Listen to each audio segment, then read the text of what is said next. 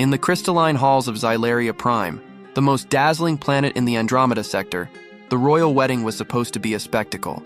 The king, Xerath, a towering figure with opalescent skin and 6 iridescent eyes, had summoned brides from across galaxies. Each was to be scrutinized for beauty, intelligence, and grace. Among them was a young alien named Leora. Her skin shimmered like molten silver, her long hair flowed like liquid starlight, and her eyes, though sightless to some, reflected the constellations as if she carried the universe in them. There was just one detail that set her apart. Leora was deaf. She communicated through a refined system of gestures and subtle vibrations, a language understood by very few. When she entered the throne room, murmurs rippled across the assembled crowd. She was elegant, regal even, yet whispers spread faster than starlight. "She's too wide," someone muttered. "Too large for the king's taste," another said. King Xerath's gaze swept the room and finally landed on Leora. His expression was unreadable, but his words were sharp. "Return to your quadrant. You are not suitable." Leora's heart, which had always danced to rhythms she could only feel, sank. She had traveled light years for this chance, believing love might transcend the superficiality of appearances. But in a world obsessed with perfection, her body, full, soft, and human-like compared to some of the spindly brides, was deemed unacceptable. She turned and left the hall without a word, her gestures trembling, her aura dimming with each step. Outside, the crystal wind swept through the city spires, tugging at her silvery hair. Tears welled in her eyes, not for herself, but for the hope she had carried across galaxies. It was then that a human landed, not a diplomat, not a noble, but a mechanic. His ship was battered, covered in streaks of cosmic dust, and his hands were perpetually greasy from engines and circuits. His name was Finn. He had come on a minor repair job for the palace's hovercrafts, but had stumbled into the palace gardens just as Leora stumbled away. "Hey," he said softly, holding his hands up in peace. "You okay?" Leora stopped, startled. The vibrations of her heart made her tremble, not from fear, but curiosity. Humans were rare here, and their gestures, though clumsy, had a warmth that few aliens possessed. She shook her head slightly, then signed quickly, "Rejected. By him. The king." Finn frowned, tilting his head. He didn't understand the exact words, but the emotion was unmistakable. He crouched slightly to meet her gaze. "You mean, because of your body?" he asked, a trace of incredulity in his voice.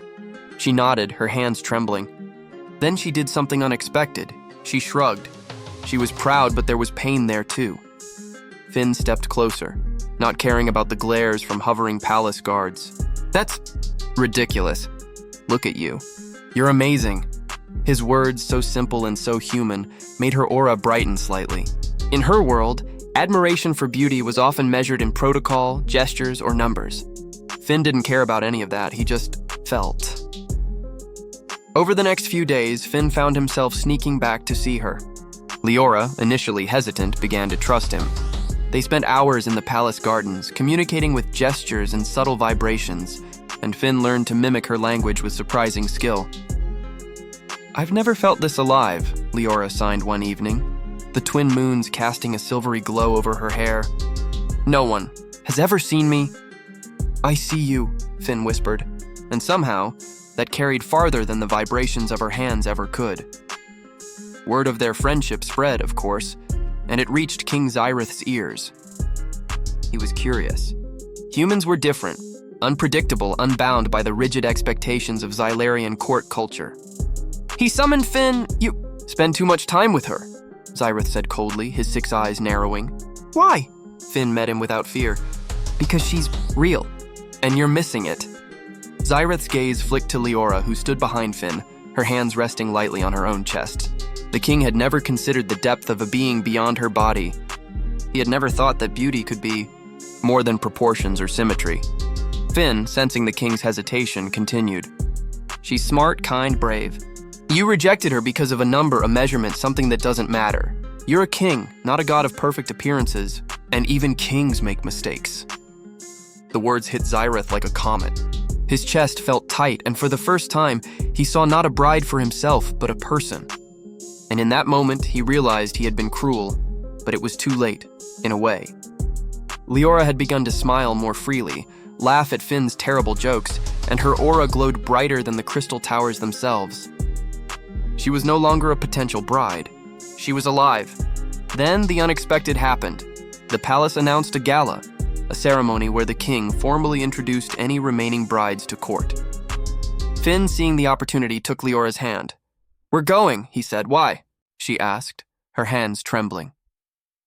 "Because I want the universe to see the truth," he said simply. At the gala, Leora's entrance was different this time. She walked with Finn by her side, her posture confident, her aura radiant. The other brides, perfect and fragile, paled in comparison. And when she approached the throne, Xyrath felt something he had never expected. Envy, not of her body, not of her beauty, but of her courage.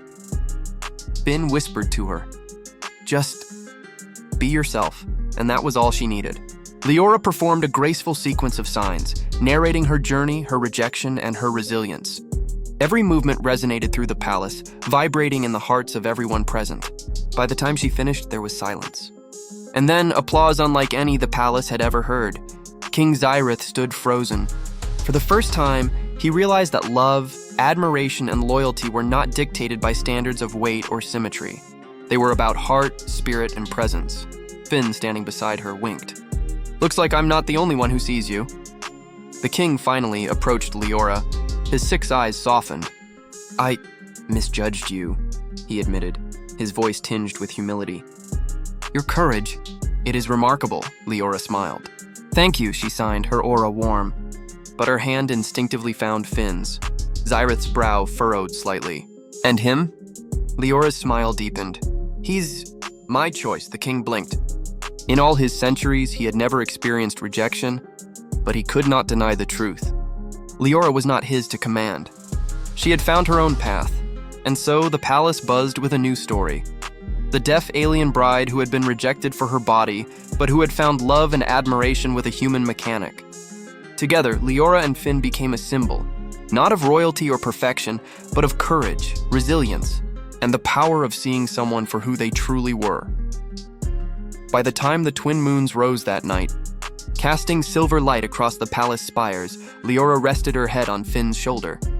She felt the vibrations of the world, the hum of engines, the whisper of the wind, and the beating of hearts around her. She didn't hear in the traditional sense, but she listened in every other way, and in Finn's presence, she was whole.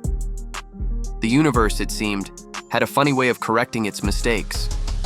And sometimes it took a human mechanic to remind an alien king what really mattered.